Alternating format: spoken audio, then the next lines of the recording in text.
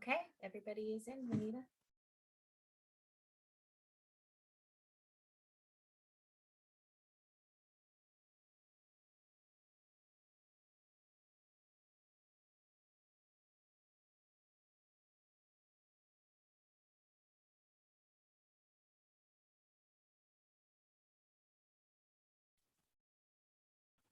Good morning, everybody.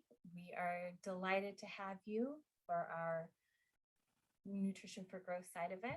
And allow me to introduce Dr. Vinita Gupta, Director of the Action Secretariat.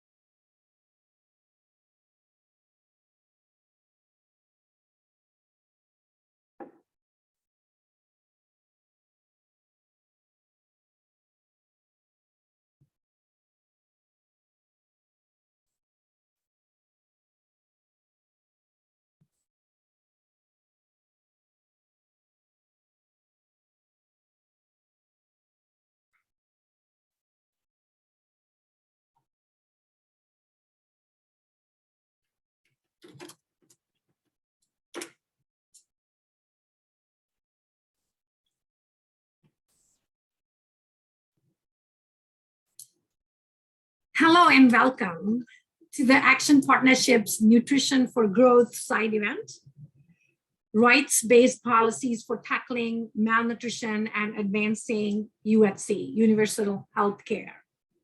I'm Vinita Gupta, a maternal health physician, international human rights lawyer, and a lifelong health equity advocate.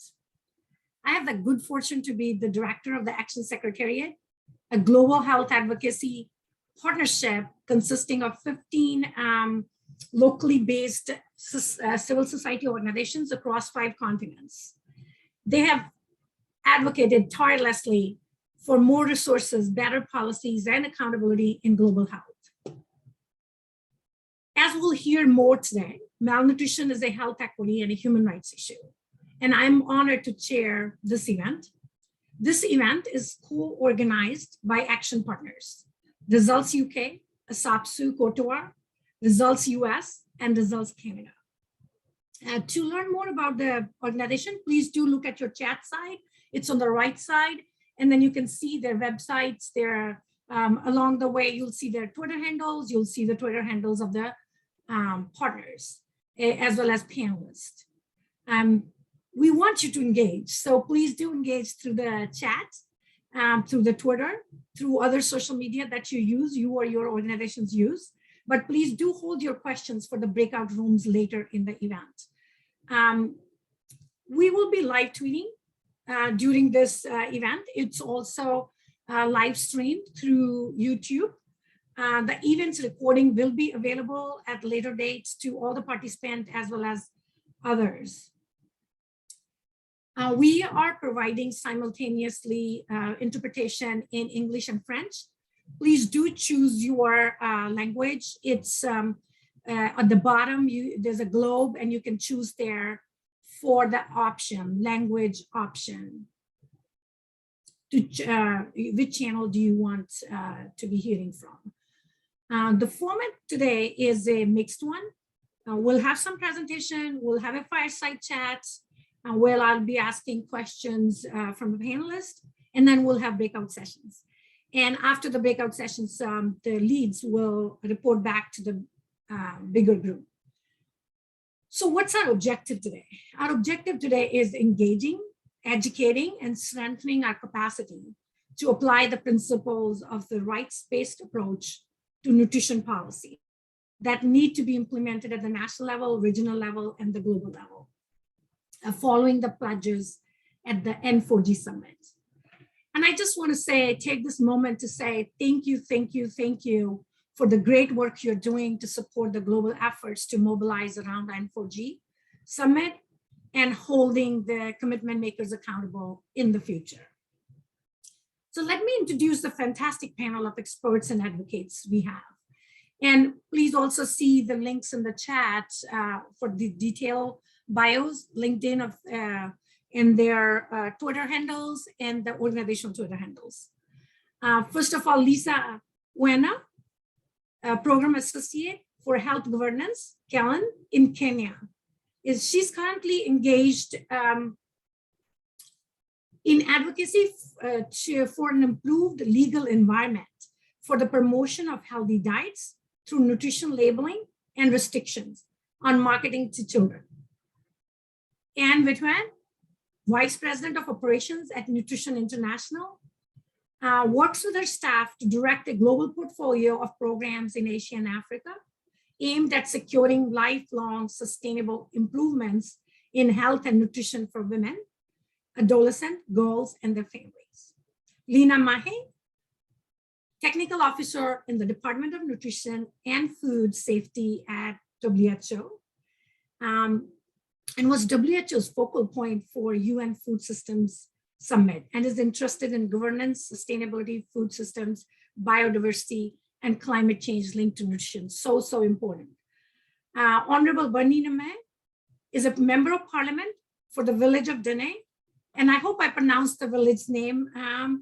Please do correct if it's not, in Cote d'Ivoire, and professor of social and political philosophy and philosophy of human rights. Despite his busy schedule, he continues to be very actively involved in his community work in his village. Matilda Kehe, a policy advocacy officer for nutrition at Results UK, has a background in law and human rights, strongly believes in the values of a rights-based approach in policy changes to address the burden of malnutrition. Matilda will present on the rights approach. And now I want to pass it on to Matilda for that. Thank you, Matilda. Over to you. Thank you, Vinita.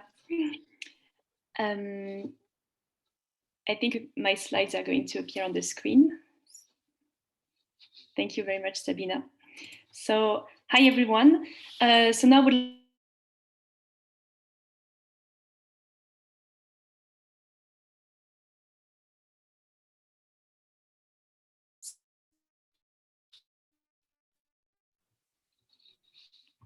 I think we lost you. Maybe it's okay if you want to go offline. I mean, a video. It's your choice, Matilda. Can you hear me now? Yes. Can you hear me now? Yes, very clear. Thank you. Sorry about that. Hi everyone. So for this first presentation, I would like to set the scene on the rights-based approach to nutrition for achieving UHC. So can we go on the next slide, please? So first, I'd like to explain for the purpose of this presentation, what are human rights. So human rights have a link with social justice issues. So for example, the idea of equality among people or the fight against poverty are translated into basic human rights, such as the right to decent housing, decent work or healthcare. But more than social justice issues, human rights are legally binding norms coming from international treaties, declarations, and covenants. So at their early stage, human rights were first promoted in non-binding instruments adopted by the United Nations, such as the Universal Declaration of Human Rights. And although these instruments didn't impose legal obligations to the signatory states, they provide a universal guidance influencing lawmakers in their legislation.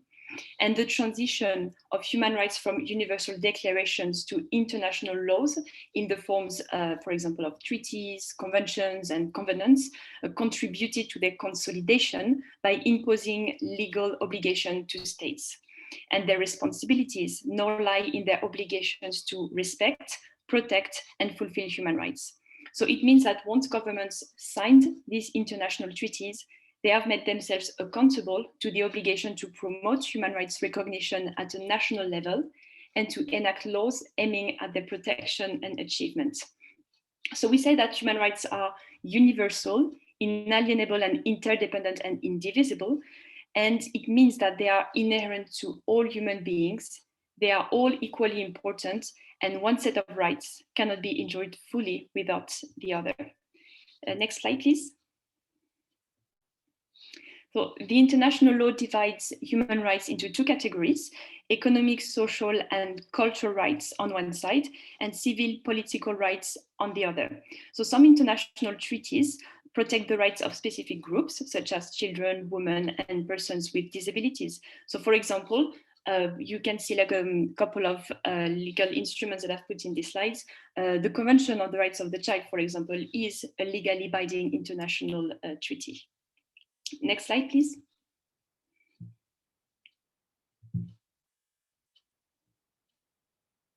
So through the event today, you will hear us mentioning the term rights-based approach. So what does that mean? A human rights-based approach is a conceptual framework for policies and programs which are normative based on international human rights standards and principles with the aim to promote and protect human rights. So when we talk about a rights-based approach, the United Nations often refer to the panel principles, which are displayed on this slide. So first we have participation, meaning that people should be involved in decision that affects their rights, accountability, an effective monitoring of appropriate laws, policies, but also administrative procedures and mechanisms to secure human rights. Non-discrimination and equality, meaning that all forms of discrimination must be prohibited, prevented, and eliminated, and the most vulnerable, facing the biggest barriers to realizing their rights, should be prioritized. Empowerment, meaning that everybody should understand their rights and be fully supported to take part in developing policy and practices which affect their rights. And lastly, legality, meaning the recognition of rights as legally enforceable entitlements and set out in domestic and international laws. So the purpose of a rights-based approach is really to identify who can contribute to the protection, promotion, and fulfillment of rights, either as duty bearers, such as policymakers or national institutions, or as rights holders, meaning us as individuals and citizens. Next slide, please. The concept of a rights-based approach and rights-based advocacy for nutrition is based on the idea that human rights standards consider malnutrition and inequalities in access to health services as injustices by recognizing health and fundamental rights as interdependent approaches to defining and advancing human well-being. In human rights language, we call the right to nutritious food as the right to adequate food, which was implemented through legally binding international instruments, especially in the International Covenant on Economic, Social, and Cultural Rights, but it also appears on the Convention on the Rights of the Child and the Convention on the Elimination of all forms of discrimination against women. The conditions for the full realization of these rights are provided by general comments and recommendations provided by the United Nations. These are authoritative interpretations as to what is expected of from governments in terms of practical measures of implementation. And in these slides, we can see that there are 5 pillars that are necessary to achieve the right to adequate food. So these are availability, stability, accessibility, sustainability, and adequacy. So the right to adequate food is therefore a cross-cutting concept, including both the right to be free from hunger and the right to access nutritious food. And the right to adequate food has a unique value for advocacy because it provides a general understanding of the main pillars that condition the achievement of stable nutrition outcomes. Next slide, please. So since good nutrition outcomes involve a variety of interventions, for example, sustainable agriculture or access to nutritious food, knowledge of nutrition, and even access to nutrition healthcare, it follows that the realization of the right to adequate food will be linked to the accomplishment of other human rights, including, as you can see in this slide, the right to water, to property, health, information, education, and even the right to be free from discrimination. And as I've mentioned earlier, one set of rights cannot be enjoyed fully without the other. So for the purpose of our event today, let's focus on the links between nutrition and UHC and the purpose of a rights-based approach in this context. Next slide, please. We've learned that good nutrition is essential to achieve a set of different human rights and the highest achievable standard of health. Now, universal health coverage is achieved when all people can use the health services they need, from the promotion, prevention, treatment, rehabilitation, and palliation services that are of sufficient quality to be effective and do not expose people to financial hardship. And despite continuous improvements in health outcomes and economic development, rates of malnutrition remain unacceptably high, and progress towards reducing its burden is too slow. Part of the reason for this is that nutrition has not been systematically addressed in health systems. But this gap can be ended by policymakers by implementing policies in accordance with human rights principles in order to remove barriers preventing the people to access nutrition healthcare. So luckily, we have an excellent set of panelists with us today. We will talk about this in more details. So thank you for your kind attention, and back to you, Vinita. Thank you. Thank you, Matilda. So your presentation sets up the context for us on the rights-based approach for nutrition policy. And I see a lot of comments in the chat as well. Thank you for that. Now I want to invite all the esteemed panelists to turn on their microphones and videos and join me in a fireside chat about this topic. And if, like before, if your video freezes, please feel free to close your video and join with audio. So Lina, I want to go to you first. How can the right to food be translated in policies for tackling malnutrition? If you could share some thoughts. Thank you. Can you hear me well? Yes. Okay. Thank you for that question. And first of all, I want to make a disclaimer that I am not at all a human rights specialist, but it's International Human Rights Day, and I'm also here to learn about it. So I'm also a staff of the World Health Organization working on nutrition and food systems. So first of all, maybe to set the stage, I think we're all aware of the inexcusable prevalences of malnutrition existing in the world today. Over 2 billion people suffer from overweight, obesity. More than 690 million people go to bed hungry. 149 million children under 5 are stunted, and so on and so on. So the right to food of billions of people is violated every day. So why? First of all, secondly, what I want to say is, if people are not well nourished, their health is compromised. And there we already have the link to like food and health. Without good nutrition, there simply is no good health and well-being. And without safe and healthy diets, there is no good nutrition. Now we need our food systems to deliver those healthy diets, and they need to be sustainably produced. So all these systems of health systems and food systems are connected. And currently our food systems fail to deliver those healthy diets. In fact, the majority of food systems make us sick. And they make us sick through different pathways. Either we are consuming unhealthy diets because there is a push for the consumption of foods high in sugars, salts, and fats, or because there is industrial animal production that leads to the inappropriate use of antibiotics and leads to antimicrobial resistance.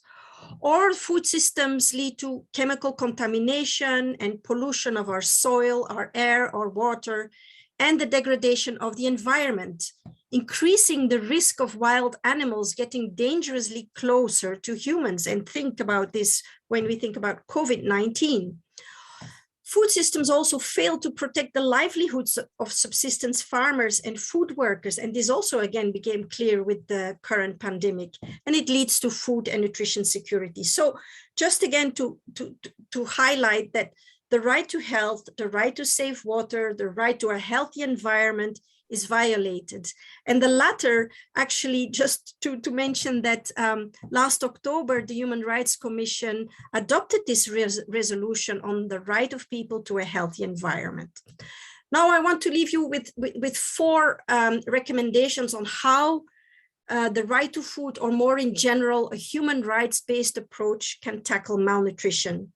First of all, I think we need to make a human rights-based approach very concrete. I mean, I'm also not a human rights trained person, and the language used is sometimes really difficult. So, but what is relatable are these panel principles that Matilda already referred to: participation, accountability, non-discrimination and equality, empowerment and legality, and that becomes much more concrete. So these principles can be demanded for and can be taken into account in every domain or sector or level we need to work in. Secondly, we have to make noise. We need to make ourselves heard when rights are violated. And I just want to use the example of youth. I mean, their voice is really becoming so strong and loud, whether it's about talking about climate change or demanding sustainable and healthy diets, as they did at the Food Systems Summit. Thirdly, make your point with competence. And actually, this webinar already contributes to it because we need to build the capacities on human rights. Again, I'm very impressed with young people, law students, medical students that fight against NCDs or advocate for universal health coverage. They are so conscious about the injustices. They have the data. They use the existing resolutions to advocate with parliamentarians. So it's really important and to build these capacities. And finally, we have to make good policies that use these human rights-based principles. And there, I just want to mention that WHO, in collaboration with the Karolinska Institute and Uppsala University and the EAT Foundation, is developing a framework called the SHIFT framework to transform food environments through policy action using a human rights lens. Because, I mean, too often the malnutrition problem is framed as, oh, it's a lifestyle problem and people just have to make the right choices. Well, guess what? Many people don't have the choice. So we need to make sure that the food environments are healthy, and we hope that this framework will help in doing this equitably. And that framework should be launched next March 2022. I leave it at that and over to you again.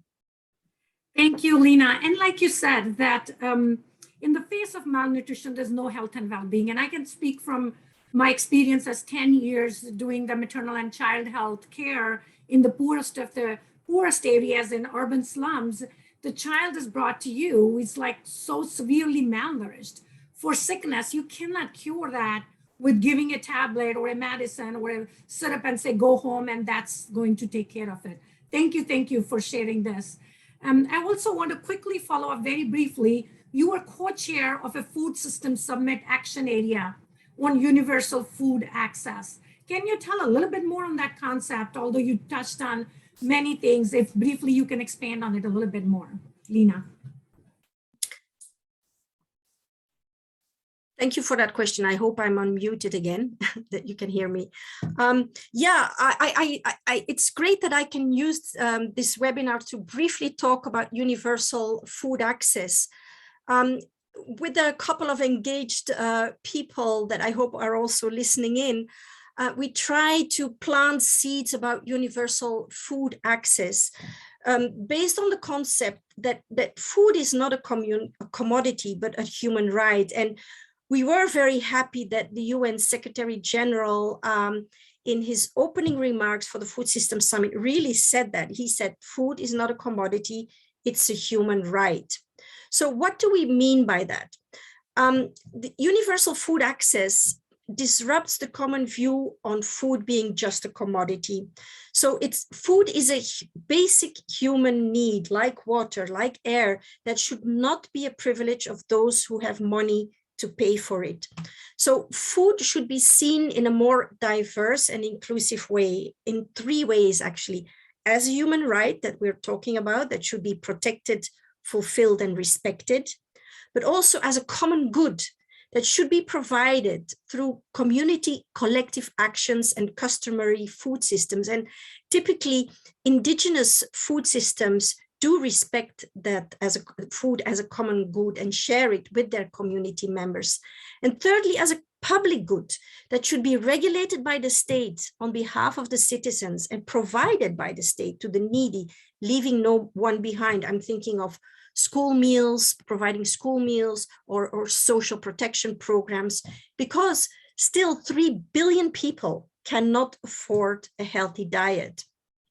So universal food access promotes this tricentric food governance policy mix. And depending on countries, one could be stronger than the other, but it's about market provision, like based on supply and demand, public provision, and collective provision.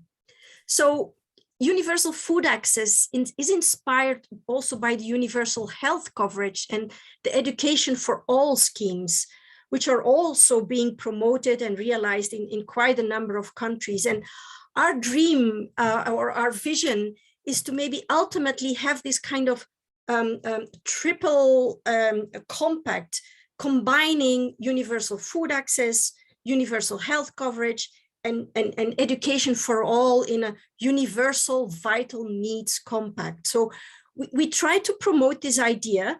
It didn't fly for the Food Systems Summit to establish a coalition, but again, through this webinar, we try to really promote this idea, plant the seed, and hope that it grows to make sure that there is indeed the right to food is fulfilled for all. Over to you. Thank you, thank you. It's so important, and then we are on it. With this webinar, we are going to have follow-up. We'll talk about it later. So Anne, I want to turn to you. You know, as we know that evidence shows that women and girls are the most affected by the malnutrition, and their empowerment and leadership is also the key to the solution. So I'm wondering if you can talk a little bit about how does integration of nutrition into UHC advance women and girls' rights? Over to you, and anything else that comes to your mind in that regard. Thanks very much for that, Vinita, and I'm really thrilled to be part of this conversation and representing Nutrition International. So the first thing that I want to say is that really good nutrition really is the foundation for all human development. And then specifically with regard to gender equality, I think it's important to note that good nutrition and gender equality are really mutually reinforcing. And so that it's really critical to improve nutrition to help achieve gender equality and vice versa as well, right? That gender equality can lead to improved nutrition by giving women better access to services, more decision-making power over household resources, and so on. And I think what's important here is that proper nutrition is really the critical ingredient that every person needs to survive and thrive. And it's like a vaccine in a way for lifelong health and well-being. Thanks very much to Lina for really talking about food and food systems and nutrition. But I think it's also important to realize that good nutrition isn't just about access to good quality food. And Vinita, you'll know this well from your work on maternal nutrition, that women and girls have really different nutritional needs at different ages and stages of their lives. And I think pregnancy is a really good example of when women need very particular micronutrients for a healthy pregnancy, for their own health, as well as the health of the baby that they're carrying. And it's often hard to get these just from diet alone, although a good diet is really critical. So if she can get good nutrition counseling, but also micronutrient supplements and other care, weight monitoring and so on, that can help her manage her health during her pregnancy, that's really important. And it's health services that are going to help her get and achieve that good nutrition through her pregnancy. I think at NI, what we want to see is a world in which human rights and women's rights to optimal nutrition through a healthy diet and access to services are fulfilled to enhance her well-being and to help her reach her full potential. But we know in the world that there's a lot of increasing global disparities, and COVID has made this worse, I think. That access to quality health services and vaccines are not equally accessible to everyone within countries and globally. I think it's also important to note that many nutrition interventions or programs sometimes fail to recognize women and girls as rights holders in and of themselves. And so these programs, they'll be maybe described as being for women, but they're really focused on better outcomes for the children that she's expected to bear. And I think I think we have to be careful about this because it really reinforces a stereotype that womanhood equals motherhood. And this diminishes the role that women play in society, that they could play in society within their family and their communities, and they just simply squash her dreams and aspirations. So for these reasons, universal health coverage remains an important, or primary health care remains an important delivery channel or platform for nutrition interventions. And UHC, I think, can then help become a route to equity and equality in action. And that's why this conversation, I think, is so important when we're talking about gender equality and nutrition. As well, I want to say that if we can implement universal health coverage or UHC through a rights-based lens, we have an opportunity to put women in the driver's seat. We can give, it gives her the permission to demand services that can be provided on her own terms at times when she's not working, by qualified staff, by people who treat her with dignity. And it also obligates duty bearers to make sure that services are provided in a non-discriminatory way, as we heard Matilda describe in her framing of rights. So that, I think, is extremely important. So let me leave it there, Benita, and let you continue with the conversation. Thanks very much. Thank you. Thank you. And I really like how you put it, and I hope people captured so many nuggets in your response that one is that nutrition is like a vaccine for lifelong health and well-being. And then often as a gynecologist and obstetrician and an advocate, it comes to me like women's rights are human rights. They cannot be treated just as vessels, right, for carrying the child, although maternal role is very, very crucial, but they are more than mothers. So thank you, Anne, for that. And I'll come back to you in a minute. I want to go to Lisa next. Lisa, which human right do you think should be leveraged and which intervention should be prioritized to ensure a holistic approach in implementing UHC, including prevention and treatment of malnutrition? Over to you, Lisa.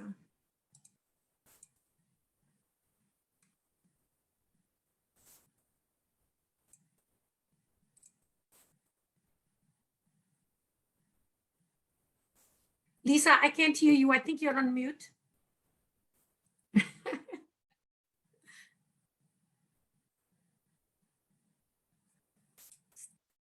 Still no voice. You're still on. Yeah. Okay. I think hopefully you can hear me now. Yes. Yes. Sorry, yes. the host had to unmute me. Yeah. So in terms of which human right should be prioritized or leveraged on to achieve holistic UHC, I'd say, I mean, it seems straightforward, but it really isn't. It's more, of course, the right to the highest attainable standard of health. And this is obviously for a couple of reasons.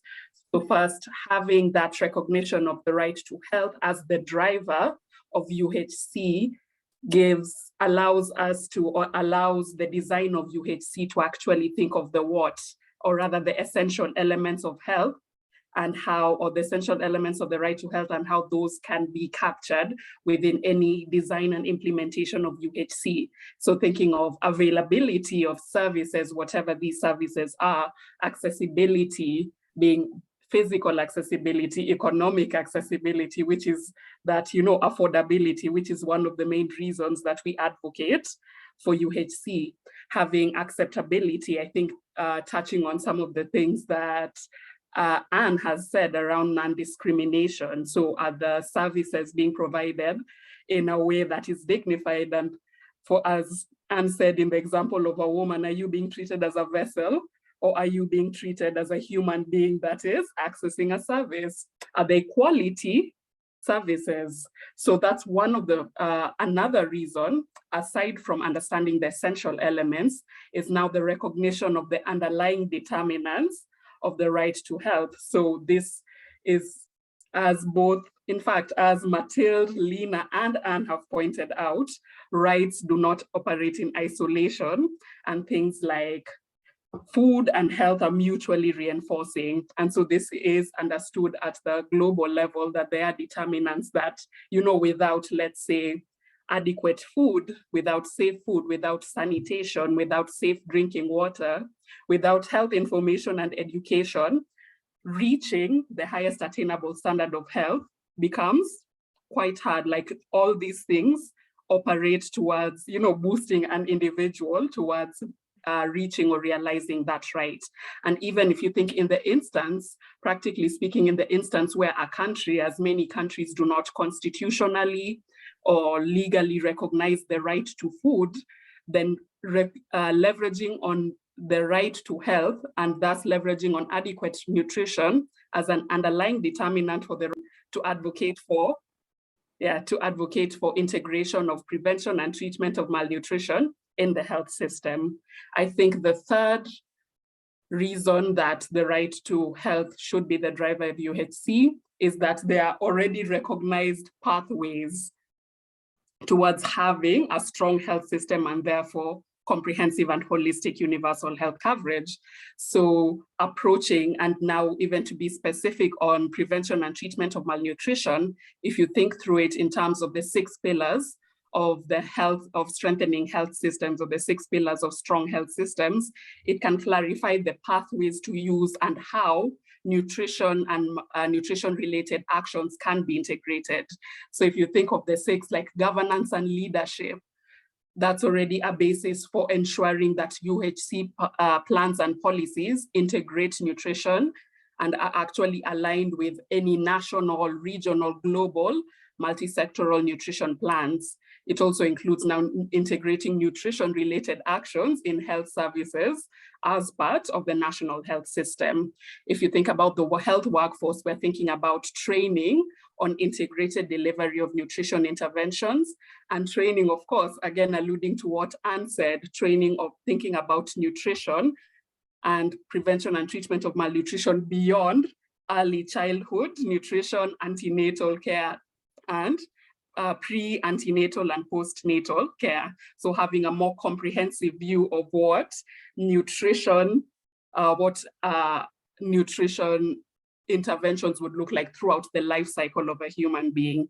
In health service delivery, of course, having actual essential nutrition actions within the health systems. And that's, of course, dependent on the priorities of the countries themselves, having access to nutrition-related health products, a key one, financing. And I can see as someone from, of course, the global South, Kenya, meaning that someone who lives, in a health system that is primarily financed by donor financing, having this constant push towards increased domestic allocation of resources towards nutritional action is beneficial for me because it is more sustainable and not dependent on whether my country will be reclassified and thus have less access to donor resources. And lastly, of course, there's the health information systems. So how are we educating? So we talk about, and I think Lina alluded to this as well, around the personal responsibility argument that nutrition is really about individual choices, while our external environment is constantly, we're constantly fed information or messaging that actually leads us to make unhealthy food choices or leads to bad nutritional choices. So think about the effects that marketing of unhealthy foods has on the choices that we make, the placing that putting sweets right at the counter in the supermarket, those sort of external influences, having that recognized and then channeled through health information systems could help individuals be more discerning around, the environment. So not necessarily putting the responsibility on the individual, but giving the individual the tools to understand how external influences are affecting their food decisions. That's fantastic, Lisa, and so true. I mean, there's a role for individual responsibility, definitely role for philanthropic efforts, but the crucial point is the human rights approach to nutrition. Mm-hmm. It's a right. It shouldn't become a privilege. So thank you for lots of very important information and thoughts that you share. Let's now turn on to some consideration on the implementation side. I'm turning to Honorable Lina Maher, as a member of the Parliament of Cote d'Ivoire, what can you tell us about plans and efforts to ensure monitoring of the progress on policy commitments, reflecting on your country? Over to you. Merci, Madame. Si je me fais bien attendre, je suis très heureux vraiment de représenter la Côte d'Ivoire, mon pays, à ce sommet, donc ici à cette rencontre parallèle de sommet N4G, donc ici à Tokyo 2021. Alors, vous me demandez, donc je voulais profiter également pour saluer tous les panélistes et vous également. Donc, vous me demandez qu'est-ce qui est prévu ici en Côte d'Ivoire pour s'assurer qu'il y a des études pour surveiller les progrès sur les engagements politiques. Alors, il faut retenir que la question des études de surveillance constitue le talon d'Achille de la politique du gouvernement ivoirien pour faire progresser ses engagements en faveur de la nutrition. Nous constatons malheureusement ici un faible niveau de suivi des engagements donc, ici pris par le gouvernement ivoirien. Alors, tout récemment, il y a un mois de cela, lors de la réunion de revue des engagements N4G, en novembre dernier, le gouvernement ivoirien, à travers le Conseil national de nutrition, l'alimentation et le développement de la petite enfance, en abrégé CONAP, une structure initiée par la primature chargée de la coordination multisectorielle de la nutrition, a dégagé des axes prioritaires. Donc, nous pouvons vous en donner deux axes prioritaires, à savoir la raison d'enquête régulière et la collecte et la centralisation des données sur la nutrition. Ça, c'est le mois dernier. Et un mois après, donc tout récemment, lors donc ici du sommet N4G de Tokyo, notre pays, la Côte d'Ivoire, a réaffirmé cet engagement, qui consiste donc ici à sa volonté à axer, à mettre l'accent sur donc, ici, le suivi de ces engagements. Et cela à travers donc, notre représentant, qui est le secrétaire donc, ici, la présidente, le ministre Abdelrahman Sissé, qui a donc ici réaffirmé l'engagement de l'État ivoirien à maintenir la contribution au programme multisectoriel donc ici, de la nutrition à hauteur de 15%. Il a rappelé également que notre pays fait donc ici des efforts pour donc ici mettre l'accent sur la collecte et la gestion donc ici des données sur la nutrition. Alors, madame, ici en Côte d'Ivoire, le manque d'études, ça c'est ce que j'ai dit tout à l'heure, le manque d'études réalisées régulièrement entache quelque peu les nombreux efforts du gouvernement ivoirien et de toutes les structures sur place qui œuvrent inlassablement donc ici à faire progresser les engagements ivoiriens en faveur donc ici de la nutrition. Mais toutefois, des efforts ont été faits par le passé. Je voulais rappeler déjà qu'en 2018, mai 2018, l'État ivoirien a pris un décret qui rend donc ici obligatoire l'enrichissement du sel en iode destiné à la consommation humaine et animale, afin donc ici de parvenir à éliminer les troubles dus à la carence en iode. Cependant, il faut noter que la dernière étude démontrant la prévalence de la carence en iode ici en Côte d'Ivoire date de 2004. Vous voyez, de 2018, le dégât a été pris, nous sommes en 2004. Ce qui explique donc la difficulté que nous avons ici en Côte d'Ivoire à donc ici évaluer l'impact de ce décret sur donc, les engagements pris en faveur de la nutrition sur cet aspect. Et donc, c'est dans cette optique, afin donc ici d'actualiser nos données et donc ici évaluer cet impact-là, le CONAP, hein, a prévu donc ici de commanditer une étude en 2022 afin donc de mesurer donc cet impact-là. Alors, il faut dire également que pour garantir une coordination plus efficiente et ainsi que la disponibilité de résultats d'études avant les échéances, donc ici, de ce qu'on appelait en anglais le World Health Assembly, donc de la santé, prévu en 2023, et donc ici, les objectifs de développement durable à 2030. Le CONAP, qui est donc ici le Conseil national de la nutrition, de l'alimentation et devant la petite enfance, agira en tant que mécanisme de coordination entre les différents organismes chargés donc ici de mener les études et établira donc ici un plan de répartition des études et d'enquêtes. Sur cette question, madame, vraiment, c'est ce que nous pouvons retenir. Des efforts sont faits en Côte d'Ivoire, mais sauf que l'absence d'études et donc d'enquête, pour donc ici évaluer l'ensemble des mesures prises fait un peu défaut. Et donc, pour nous, avec ce qui a été pris comme engagement pour 2022, 2023 et 2030, on aura vraiment des statistiques qui nous permettent d'évaluer la politique qui va faire progresser la nutrition ici en Côte d'Ivoire. Cette question, je voulais vraiment vous dire merci et dire encore que je suis donc ici à votre écoute.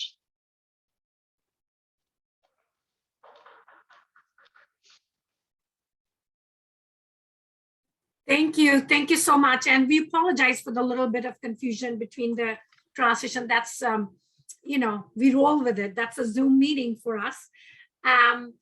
Thank you so much. And I'm going to ask, get back to Anne, to you again. The majority of the global health workforce, and particularly frontline health workers at the community level are women, right? How can women drive change and integration of the nutrition within primary health care?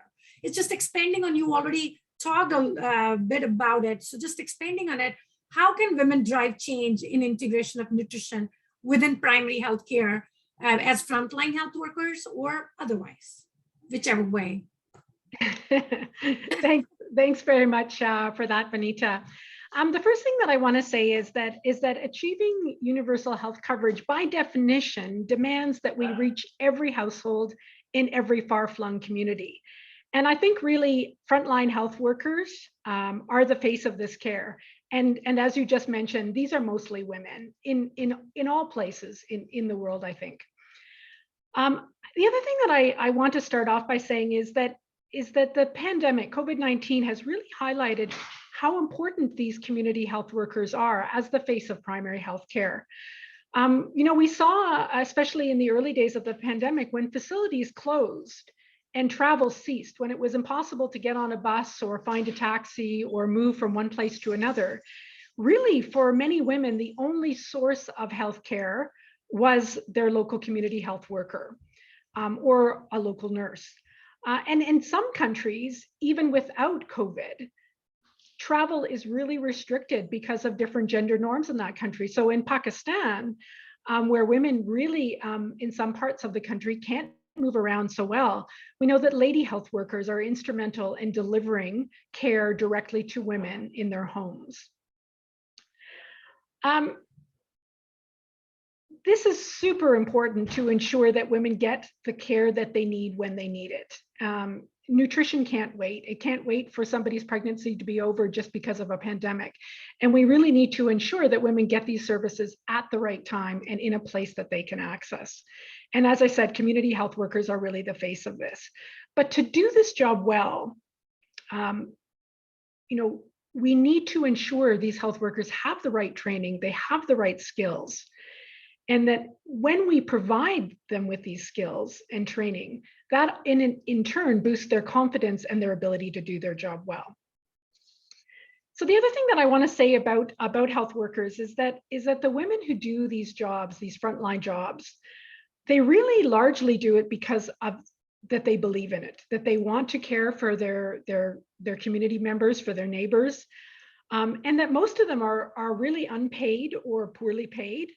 They don't have any kind of career path. They're not often considered part of the formal health sector. They really have no employment rights at all. And I think this really has to change. And I think that UHC really demands a certain quality of basic healthcare, of primary healthcare, and that we value this and that it has a value.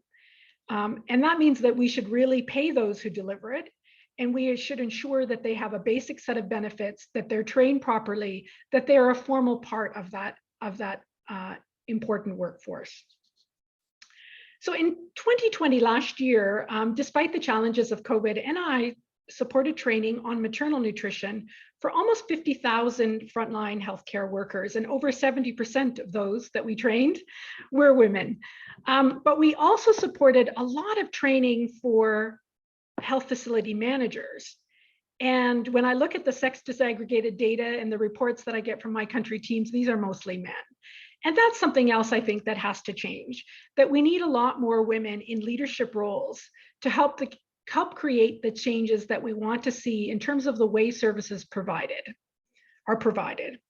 And I think if women were to take on some of these management roles within healthcare, they could advocate for some of these changes and really help to understand what those changes need to be. And maybe the last thing that I want to say, Benita, if you could just give me a couple more minutes, is that it's not just women in the health sector that can help with transformative change. And I think women leaders in other areas are also really important. Another piece of work that NI did in Tanzania was to work with women parliamentarians in a women's parliamentary group. And we were able to sensitize them on nutrition issues, on the importance of primary health care and nutrition, and the importance of delivering that with the rights-based approach, with the right quality, with dignity, and ensuring access. And this really can help drive policy change, and again, help us get to universal health coverage. So let me leave it there, Benita, but thanks very much for the question. Thank you. Women for leadership at every level. That's what we need. Thank you for that. And I apologize to the panelists because we were a couple of questions were left, but in interest of time, because we want participants to have the ability to a little bit synthesize the information. So let's segue into our break room discussions. We invite the audience to join in the discussions about these recommendations. So how we are going to do is that you will be automatically sorted out to go into the break rooms. But people who need translation or the French, who want to stay in the French room, they should stay and reject the sorting out that they are pushed into other break rooms. So stay in the main room with English and French interpretation. Thank you so much, because we will be providing the French interpretation in the main room. So please do not leave the main room if you need that interpretation. Thank you. And see you in a quick break afterwards. I mean, not break, but after the break rooms. Let's go.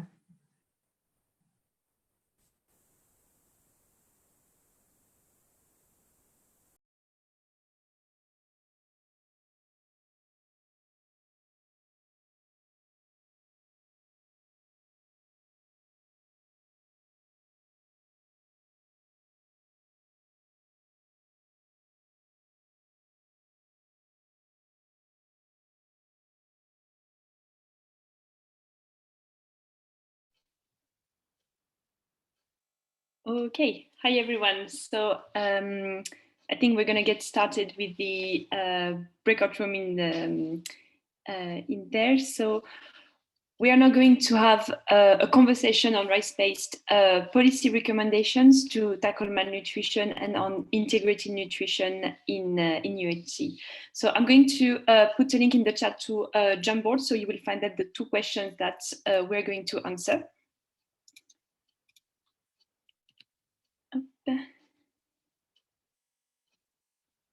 And I'm going to share my screen in a minute.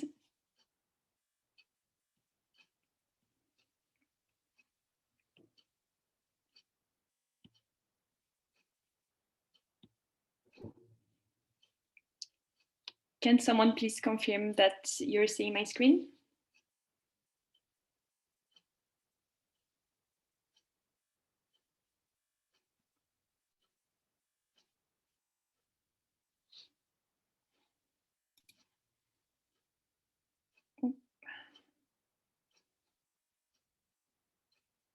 Okay, it's a bit difficult for me to see the participants in the breakout room. Can someone confirm that you are seeing my screen, please? We see it. Thank you, Sabrina. Oh, and I'm going to allow everybody to be able to unmute. Okay, so we can actually have a conversation. There you go. Thank you, Sabrina. First, may I ask anyone in this breakout room, please, anyone to volunteer for being the reporter when we are going to give feedbacks at the end of this discussion. So we are going to share feedbacks in plenary rooms. So may I have a volunteer, please? Otherwise, I will just pick someone. Do we have a volunteer from participants?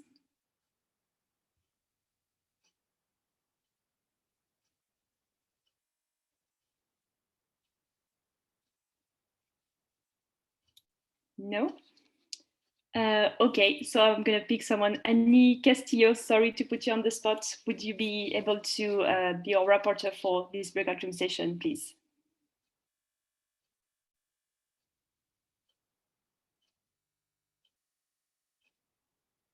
Annie, can you hear me?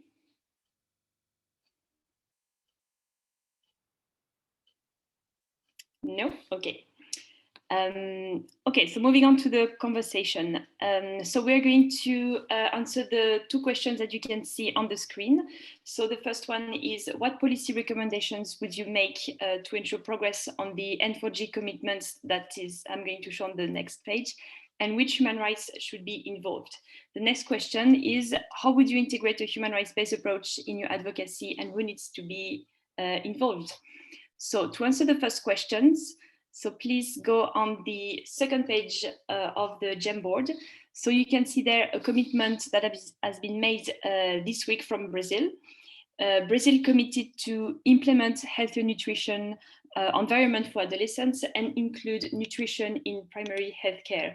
So if you have any policy recommendation that you think should ensure progress for this N4G commitments, please can you type your answer either in the sticky note or either use the chat box on Zoom, and I will be able to put it there myself. So does anyone have any thoughts for progressing on these N4G commitments? Any idea?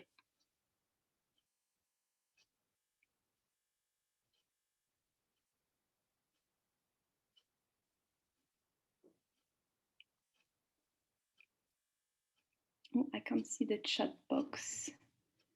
Sabrina, if you're there, do you see any thoughts on the chat box?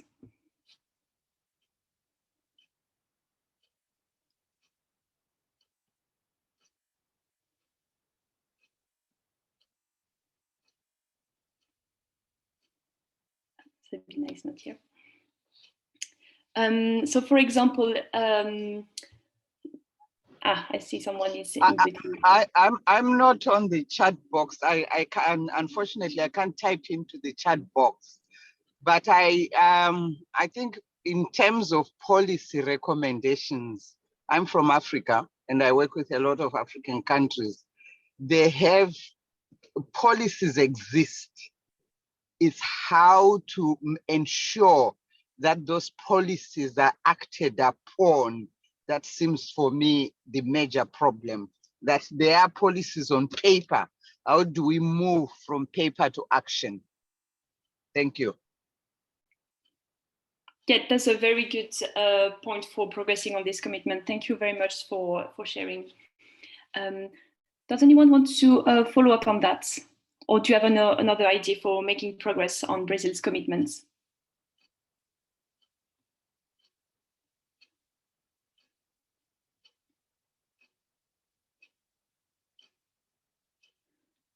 So for implementing healthier nutrition environment for adolescents, there are a couple of interventions that we can think about. So especially for adolescents, so I'm imagining quality school meals or nutrition education could be a way of progressing on these commitments. Does anyone want to expand on this one or have a different idea or agrees?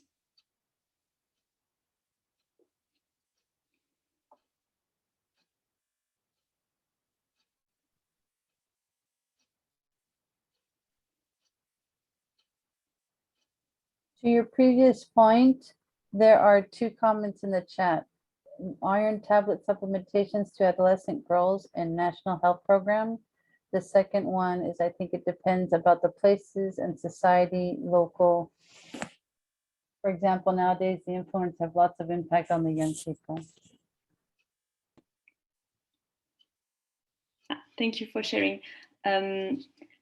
So unfortunately, I can't see the chat box as I'm sharing my screen. Hold on. So I'm going to stop sharing for a second. You can enable the chat box in a pop-out window in the menu for in the screen share. Everybody? Ah, yes. Maybe Hannah, can you share what pops up in the chat? Can you share that in our WhatsApp? Yes, sure. Okay. Vous demandez comment faire donc ici améliorer la nutrition donc ici de l'adolescent. Nous avons en Côte d'Ivoire une expérience comme nous sommes dans un pays qui est un monde avec un point de développement. Il y a des soutiens aux cantines scolaires. C'est-à-dire, qu'est-ce que ça se fait dans les élèves? Comme l'État n'a pas trop de moyens pour soutenir l'éducation en milieu scolaire, il y a des ONG qui apportent du soutien aux coopératives agricoles villageoises. C'est-à-dire, on a donc des semences de premiers produits et donc ici, on les encourage à produire donc ici la nourriture. Et ces nourritures sont donc ici reversées à l'école et chaque jour, elles sont vendues donc ici équipement contributif. Les élèves payent 50 francs, par exemple, 50 francs, qui permettent ici de relancer l'activité agricole. Donc, c'est une contribution des parents d'élèves à alimenter ou à nourrir les plus défavorisés qui viennent à l'école par le travail. On fait participer donc ici les gens à travailler. En retour, on récupère la nourriture pour les vendre donc ici dans les cantines scolaires au village. Et ça permet vraiment d'améliorer la qualité de la nourriture. Il y a des jeunes filles qui sont formées, qu'on les forme à préparer donc ici, sur donc ici l'éducation. Et vraiment, ça aide beaucoup. Je pense que le soutien à ce niveau, et tout n'est pas l'État, mais les initiatives privées à ce sens-là aident beaucoup aux gens vraiment à avoir la nourriture des enfants. Merci.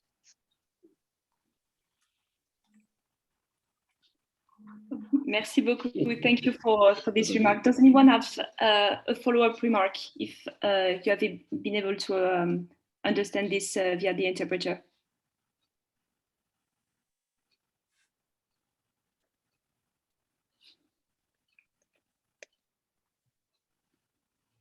And do you have some thoughts about how including nutrition in primary healthcare, any type of intervention that you think is necessary to make progress on this commitment?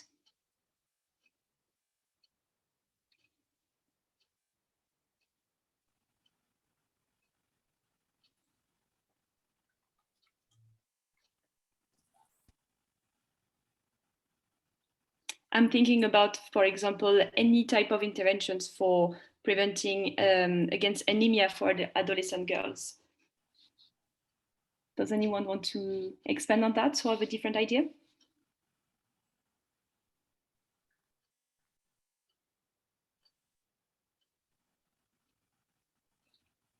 And regarding human rights to progress for achieving this commitment, so if we go on the next page on the Jamboard, so you will recognize the slide that I've been sharing in my presentation at the beginning of this event.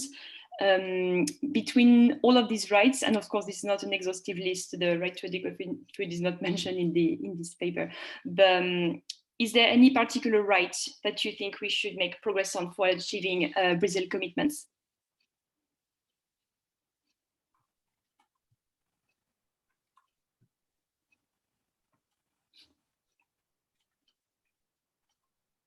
So for example, we talked about nutrition education.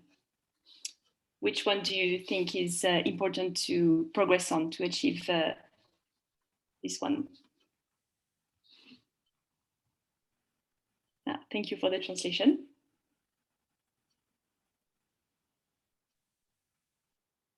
No guess from no one?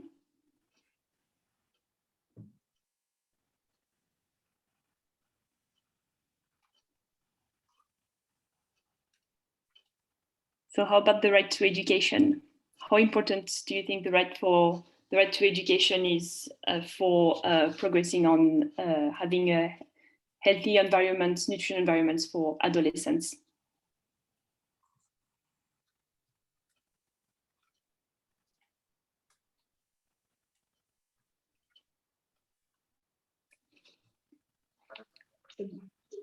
Ok. En ce qui me concerne, au niveau local, on devait déjà instituer, je dirais, l'éducation à la nutrition dans les formations scolaires et universitaires. Pourquoi même pas créer une filière spéciale en nutrition? Vous voyez, de sorte à avoir des spécialistes en nutrition, donc ici, qui sont donc auprès des sages-femmes, des pédiatres, des infirmières. Ça, je vois, c'est au niveau donc ici l'engagement de l'État. Mais pour ce qui est du droit humain très valorisé, moi, je dirais que déjà, il y a le droit à l'alimentation qui est déjà donc ici pris et à l'ordre du Pacte international des droits socio-économiques et culturels. Mais je pense que c'est un ensemble qui est très vaste dans lequel on ne peut pas donc spécifier notre approche de la nutrition. Moi, je demandais donc au gouvernement, donc aux décideurs, aux ONG qui militent en faveur des droits de l'homme, de créer un protocole additionnel ici, de sorte à avoir un test spécifique vraiment sur la nutrition. Le droit à la nutrition, on retire donc ce droit à l'alimentation. Je pense que cette question, il y a donc une obligation, donc ici, en état des États, donc ici, à intégrer ce nouveau droit-là, vraiment dans les politiques de nutrition. Je crois que c'est ce droit-là vraiment qu'on peut donc ici valoriser. Je vous remercie.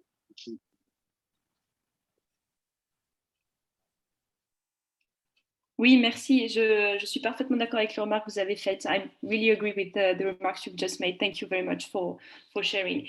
And to follow up on that, so sorry, we don't have that much time for the last question, but I would like to ask you, how would you integrate human rights-based approach in your advocacy, and who needs to be involved? And is a human rights-based approach relevant for your advocacy at all? So I'd like to have this conversation. Please type your sticky notes if you want to answer that question, or unmute yourself and go ahead.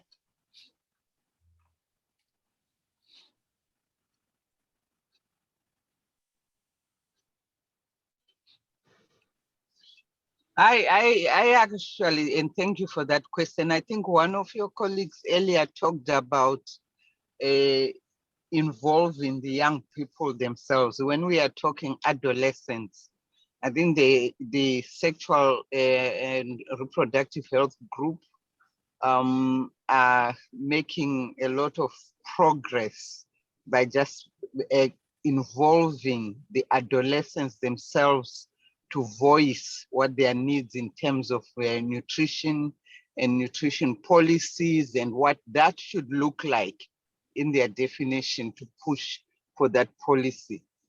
And I also think that nutrition, the whole area of nutrition is very, very broad. And you need a multi-sectoral approach at all levels, completely right from the top to the community level. You need to be very engaging. You need a multi-sectoral approach, not just a kind of a vertical approach, but a well-coordinated multi-sectoral approach. Thank you. Thank you for this remark. And yes, completely agree with that. It should be at all levels and starting from individuals so they can participate, take decision and participate in decisions that affect their rights. Completely agree. Is Sabrina here? Do we still have time for answering the second question, or is it time up?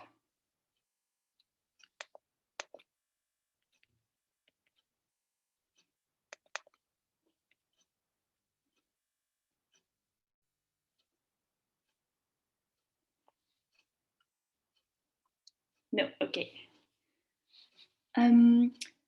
So how about others? How human rights-based approach will be important for your advocacy or for your work? And do you have idea of other sectors that should be also involved to support us, in implementing rights-based approach to nutrition? Any other sectors? So for example, yeah, do you have any idea?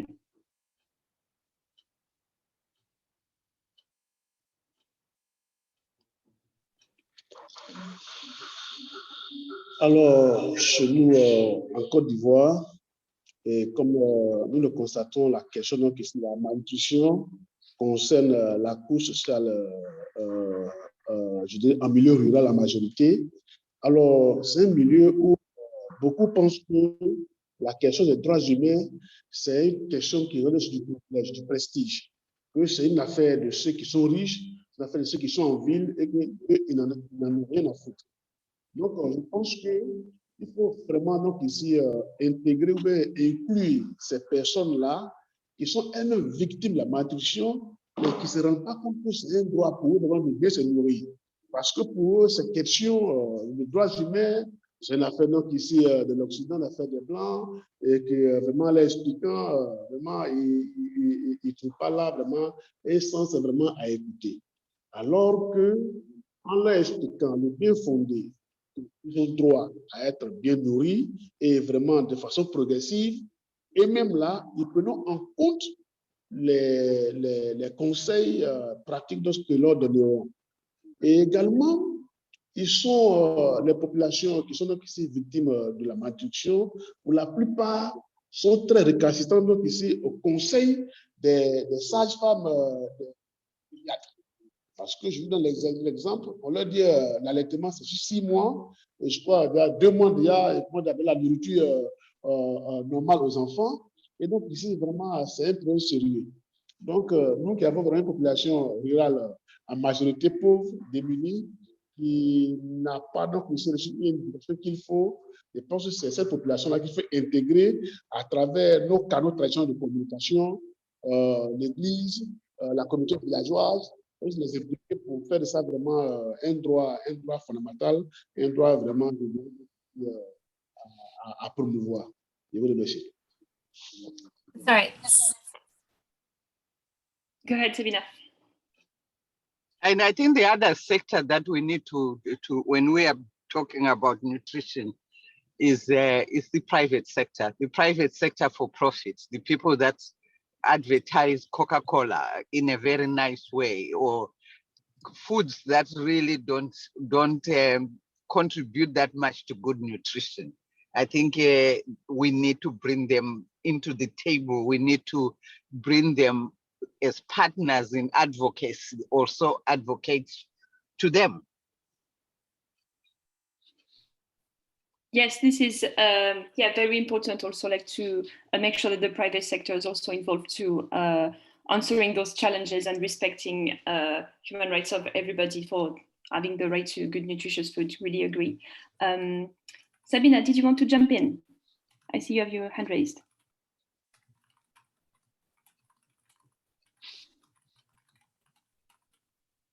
No.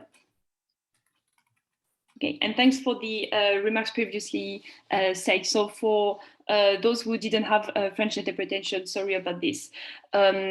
We heard about the necessity of including all the community to be involved in all the question on how to improve nutrition, and for them to really own the response and the response made by policymakers, and including religious leaders as well, and traditional chef leaders, if I translate correctly, is also necessary for achieving this goal. Do we have any other remark, or is anyone okay to volunteer for doing the reporting in the feedback plenary session?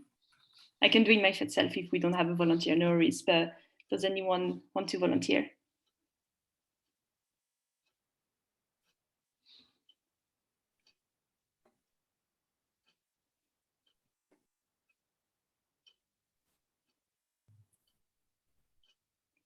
Thanks, Annie, for your remark. I'm going to put that in the chat box, that every sector of the society, moms, doctors, social foundations should be involved. Yes, I'm going to put that in the sticky note.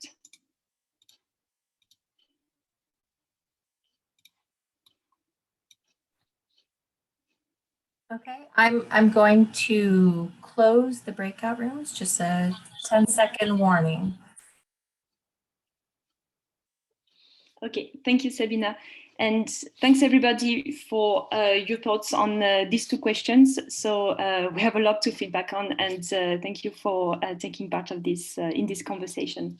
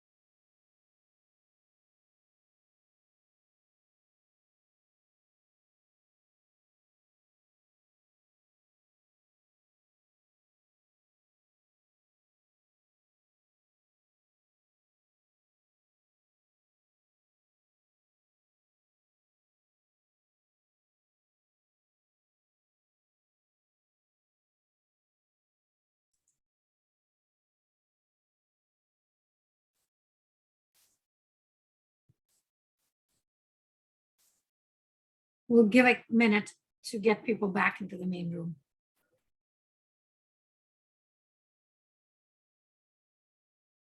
Okay, I think we are all back.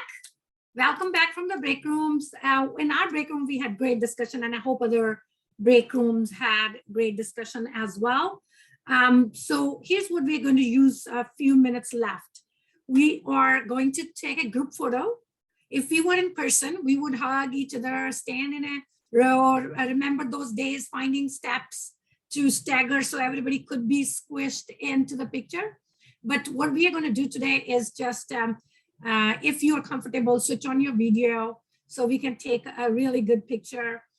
So that's one thing we are going to do. And then we are going to do a little exercise in a couple of minutes before we say goodbyes. So let's take a Zoom picture here. Please cue us, person who's taking the picture. Great, I'll give people another second to turn your cameras on if you want, and then I'll count down. Thank you, thank you.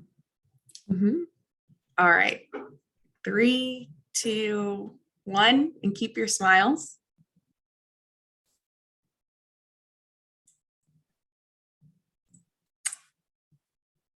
And I'll do one more just to be safe. Yeah. Just give me 1 second. Should we do a fun one too, Dorothy? Yeah, sure. Should we do one fun one right now? Anyone has kind of a silly face or anything?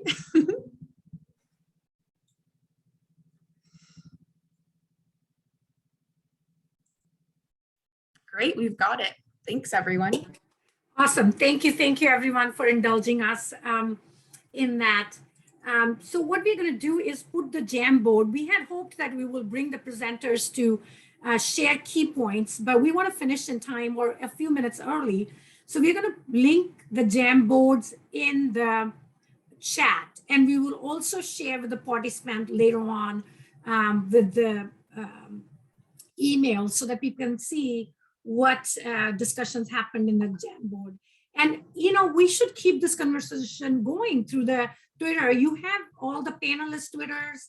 Please tag each other, tag your organization. My Twitter is Gupta Vinita, Gupta, Winetta. Tag me as well, and action _tweets, and we will make sure that we are retweeting and sharing your tweets further. So now what we want to do is a little quick exercise. If people can use the chat, I know that not all of us had a chance to talk. See if they can use 1 or 2 words about how they feel, what they learned, whichever way direction you want to go, what you learned or what you're feeling, or what's your big pitch for HR, human rights, whichever it is. If you can use the chat to just burn the chat up. So write all those words into the chat. We'll give a quick minute for people to do that. I hope to see everybody in the chat's comments box.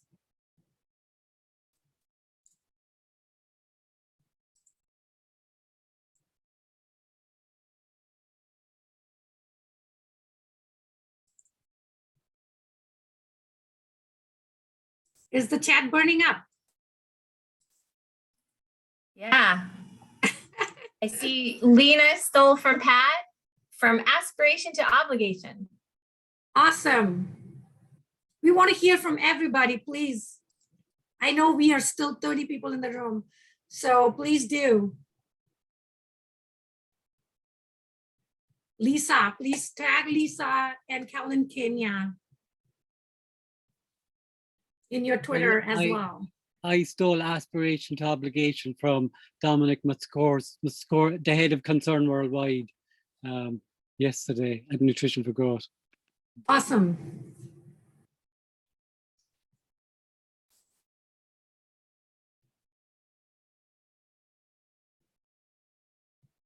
So I want to thank you all for being part of this conversation. Everyone, advocates, policymakers, civil servants, and others have a role in ensuring rights-based policies are enacted that will help tackle malnutrition and keep commitment makers accountable for their N4G pledges. We had great discussion today. I know I have learned a lot listening to the panelists and the questions in the chat. So I'm going to take that in my advocacy. Each one of us can play a role in helping to ensure that human rights are integrated in a more meaningful way at N4G 2024. And I know we are conspiring at Action Partnership. So we want you to be co-conspirator, collaborator in conspiring to make that effort gain more momentum for N4G 2024. And you will be hearing from us about that through our Twitter, through emails, through other sharing, that how we want to move forward with it. Maybe have a petition where all of us say, yes, we need human rights integrated more meaningfully in the next N4G. And we will share the recording and the blog post highlighting the key takeaways very soon. Please stay tuned.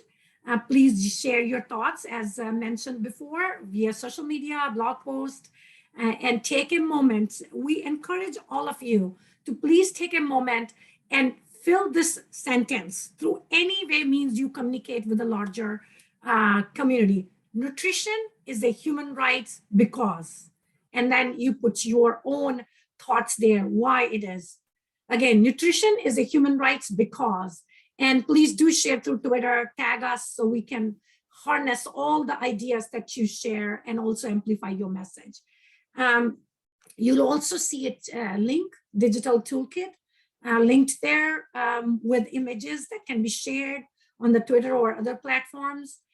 Big shout out. And I also do not want to finish without giving a big shout out to the behind the scene hardworking organizers, here, Sabrina, Matilda, Dorothy, and Dede, and Hannah. You have done incredible job for putting this event together. And if you can, put some sign on your Zoom thing so that people know who you are. Thank you, thank you, thank you. I know that how much hard work went into it. And thank you to amazing, amazing participants and incredible panel. Thank you. You're able to unmute yourself now and say hi or goodbye, linger on. It's like we used to have old times when the meeting ends or the panelist ends, we still chatted. So please feel free to take a few minutes to recreate that in a Zoom room. And I wish you a great rest of your day. And once again, don't forget to engage with us. Thank you, thank you, thank you.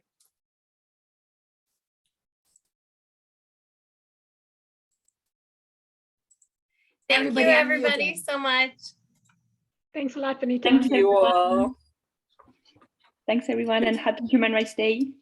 Thanks for an amazing session. Happy Truly. Human Rights Human Day. Rights Day. It was informative and interesting. See you all on Twitter. Yes, see you on Twitter, everybody. Ok, merci également, merci. Voilà, et donc au plaisir vraiment de nous revoir et très content vraiment de passer cette expérience avec vous. Vraiment, je vous remercie. Merci, Bernie. Merci. Merci beaucoup, honorable. Merci beaucoup, honorable. Yes. Kenneth, I like your celebration, Kenneth.